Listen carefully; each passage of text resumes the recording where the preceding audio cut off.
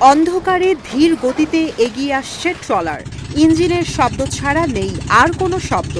জেলেরা ধরেই নিয়েছিল হয়তো তাদের মতোই কেউ জীবিকার তাগিদে সাগরের ট্রলার নিয়ে এসেছে মাছ ধরতে।